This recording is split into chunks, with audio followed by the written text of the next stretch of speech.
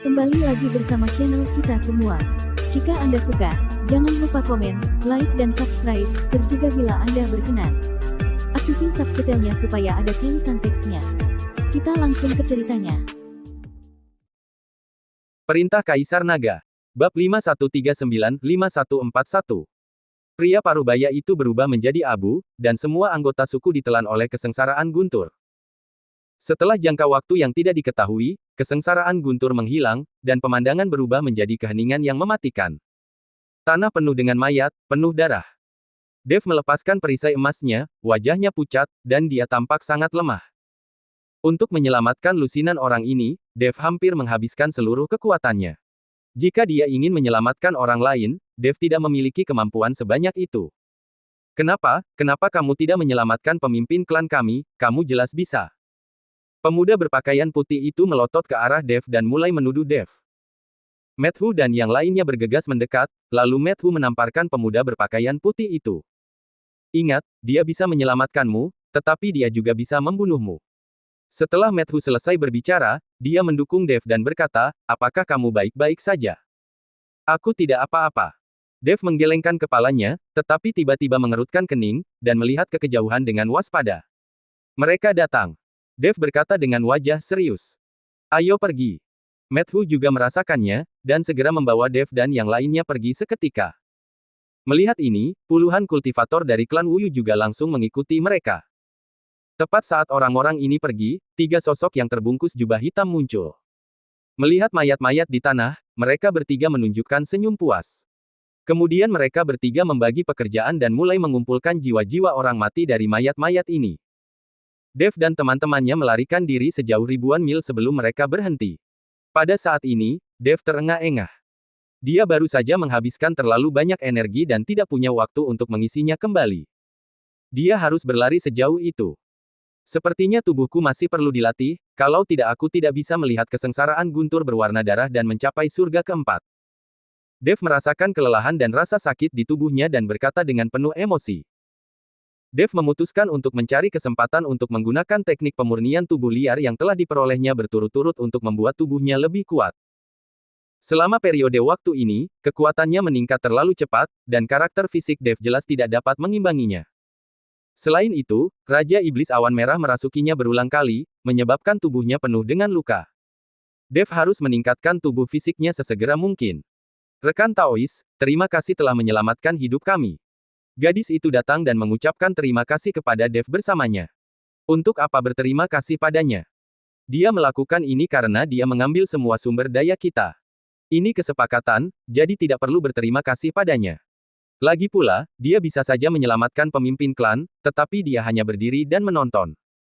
Orang seperti ini sama sekali tidak punya simpati. Pria berbaju putih itu melotot ke arah Dev seolah-olah dia sedang melihat musuh. Diam. Gadis itu marah dan berteriak pada pemuda berpakaian putih itu. Dev menatap pemuda berpakaian putih itu dengan dingin, lalu melambaikan tangannya dengan ringan, dan tas penyimpanan yang tak terhitung jumlahnya muncul di depan semua orang. Yang mana dari ini tas penyimpananmu? Dev bertanya pada pemuda berpakaian putih itu. Aku. Pemuda berpakaian putih itu membuka mulutnya tetapi tidak mengatakan apapun. Rekan Taois, orang ini bermulut buruk, aku harap kamu tidak marah. Melihat ini, gadis itu buru-buru mengikuti Dev untuk meminta maaf. Dev mengabaikan gadis itu, tetapi terus bertanya pada pemuda berpakaian putih itu, yang mana tas penyimpananmu, cepat ambil. Pemuda berpakaian putih itu melihat ini, dan dengan lembut melambaikan telapak tangannya, dan tas penyimpanan langsung terbang ke tangannya. Tas penyimpanan ini milikku. Pemuda berpakaian putih itu berkata. Karena tas penyimpanan itu diambil kembali, maka aku tidak berutang apapun padamu. Aku telah menyelamatkan hidupmu, dan aku akan mengambilnya kembali. Dev berkata dengan dingin. Pemuda berpakaian putih itu tertegun, lalu berteriak, apa yang ingin kau lakukan? Rekan Taois, dia tahu dia salah, kuharap kau.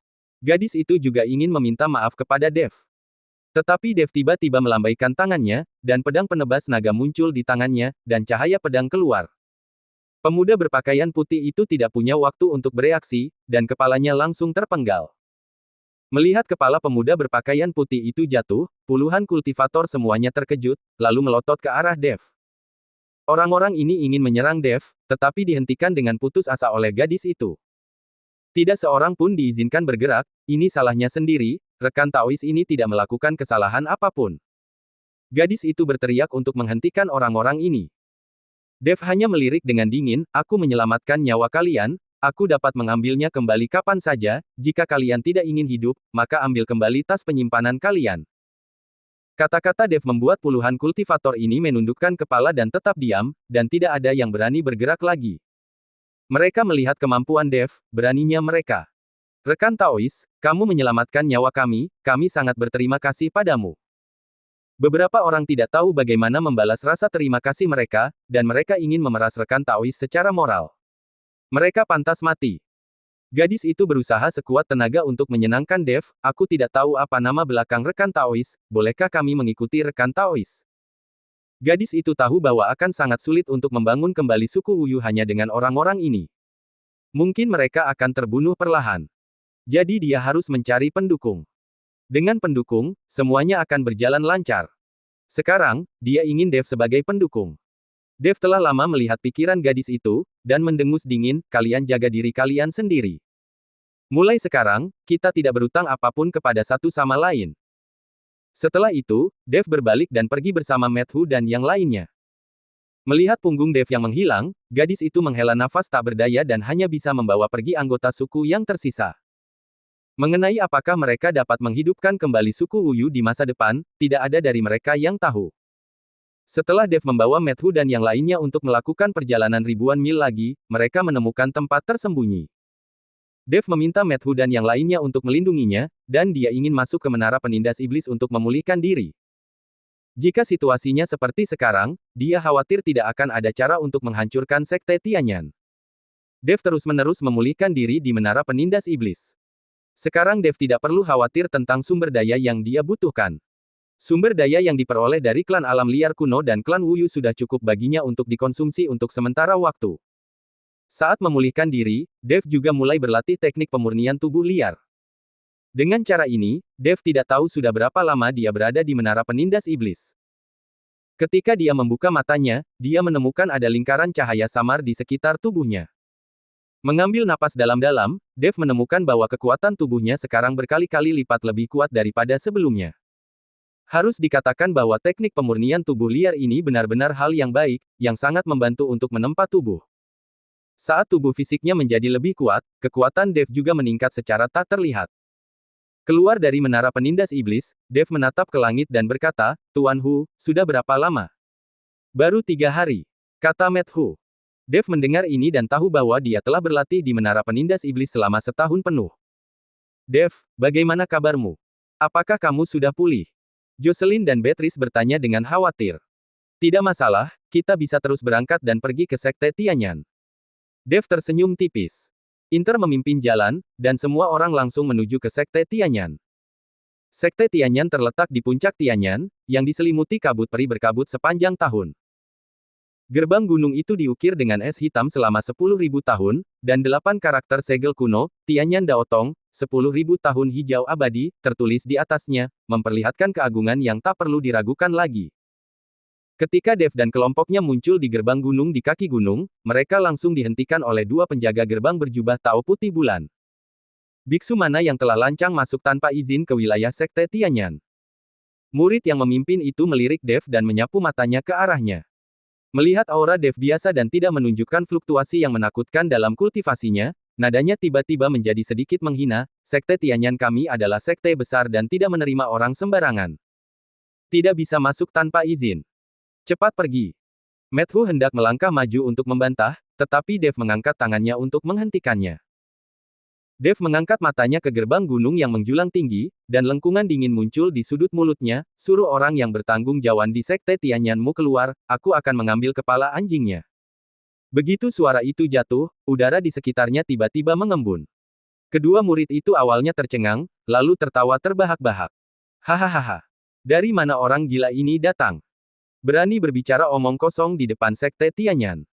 Saya melihat bahwa kultivasi kamu hanya biksu tingkat kelima dari alam dispersi negeri peri. Saya khawatir otakmu ditendang oleh seekor keledai. Beraninya kamu membuat masalah. Salah satu murid melambaikan tangannya dengan tidak sabar, dan mengorbankan pedang hijau kecil, dengan ujung pedang menunjuk langsung ke alis Dev, cepat keluar, kalau tidak, jangan salahkan saya karena kejam, Anda akan merasakan kekuatan ilmu pedang Sekte Tianyan. Dev bahkan tidak repot-repot mengangkat matanya, tetapi auranya bergerak sedikit. Bas! Tekanan tak terlihat mengalir turun seperti bima sakti dari langit, langsung menutupi seluruh gerbang gunung. Kedua murid kelas 6 dari alam dispersi negeri peri merasakan kekuatan seperti gunung menekan mereka. Mereka jatuh berlutut dengan 2 kali hentakan, tulang-tulang mereka berderak di bawah beban berat, darah menyembur keluar dari mulut mereka, dan pedang hijau itu jatuh ke tanah dengan bunyi dentang, pecah menjadi bubuk. Siapa kamu? Salah satu murid bertanya dengan wajah ngeri. Dev tidak menjawab, tetapi hanya melirik, dan tubuh murid itu langsung meledak, dan darah memercik ke seluruh murid lainnya. Murid lain sangat ketakutan sehingga dia membenturkan dahinya dengan keras ke lempengan batu. Senior, ampuni aku. Senior, ampuni aku. Dev berjalan melewati murid itu dengan acuh tak acuh, bahkan tanpa jeda, berisik. Dev dan kelompoknya melangkah masuk ke gerbang gunung, dan para murid yang berpatroli di sepanjang jalan berseru ketika mereka melihat ini, dan seseorang segera membunyikan lonceng alarm. Klonteng, klontang, klonteng. Suara lonceng yang keras bergema di puncak Tianyan, mengejutkan para tetua yang sedang mundur. Tak lama kemudian, 5 aliran cahaya terbang dari seluruh puncak Tianyan dan mendarat di depan Dev. Pemimpinnya adalah seorang lelaki tua dengan rambut putih dan wajah muda, mengenakan jubah Tao berwarna kuning aprikot, dengan liontin giok berukir kata-kata, Tetua Tianyan, tergantung di pinggangnya. Itu adalah Tetua Zhao, yang bertanggung jawab atas hukuman di Sekte Tianyan, dan memiliki tingkat kultivasi tingkat 8 dari alam dispersi negeri peri. Mata Tetua Zhao seperti kilat, menyapu Dev dan kelompoknya, dan akhirnya jatuh pada Dev, sedikit mengernyit, siapa kamu? Mengapa kamu masuk tanpa izin ke sekteku dan melukai murid-muridku? Dia bisa merasakan aura yang tak terduga pada Dev, bukan alam dispersi negeri peri tingkat 5 seperti yang dia lihat di permukaan. Namun, Tetua Zhao tidak terlalu peduli. Sebagai sekte besar, Sekte Tianyan memiliki banyak kultivator alam dispersi negeri peri tingkat 6 dan 7. Bahkan jika Dev menyembunyikan kekuatannya, dia mungkin tidak bisa mendapatkan hasil yang baik di Sekte Tianyan. Aku di sini untuk memusnahkan seluruh sekte. Kata-kata Dev singkat dan nadanya begitu tenang sehingga seolah-olah dia sedang berbicara tentang masalah yang tidak penting. Menghancurkan seluruh klan. Seorang tetua setengah baya di belakang Tetua Zhao tidak bisa menahan diri untuk tidak mencibir, Nak, apakah kamu tahu apa yang kamu bicarakan? Sekte Tianyan kami telah berdiri selama ribuan tahun, dan telah menghasilkan 3 leluhur manusia abadi, yang semuanya telah naik ke surga keempat. Bagaimana aku bisa membiarkan anak kecil sepertimu bersikap begitu lancang di sini? Sekte Tianyan saya tidak punya dendam padamu. Aku tidak tahu mengapa kau ingin memusnahkan seluruh klan Sekte Tianyan saya. Tetua Zhao menatap Dev dengan bingung dan bertanya. Tetua lainnya berkata dengan dingin, Saudara Zhao, mengapa kau berbicara omong kosong dengan anak ini? Hancurkan saja dia. Setelah ini, orang itu melambaikan lengan bajunya, dan 18 bendera merah kecil membubung ke langit, langsung membentuk formasi besar, dipenuhi kabut merah, dan teriakan keras yang tak terhitung jumlahnya keluar darinya, menusuk jiwa orang-orang. Cih, hal sepele. Dev mendengus dingin, bahkan tanpa menggunakan pedang penebas naga, tetapi hanya menjentikkan jarinya. Sinar jari emas menembus udara, menembus kabut merah seperti pisau panas menembus mentega, dan mengenai 18 bendera kecil dengan keras. Dalam sekejap, bendera-bendera kecil itu hancur berkeping-keping, dan formasi itu runtuh. Tetua yang menyiapkan formasi itu merasakan guncangan di hatinya, darahnya mengalir deras, dan dia mundur beberapa langkah, dengan darah mengalir dari sudut mulutnya.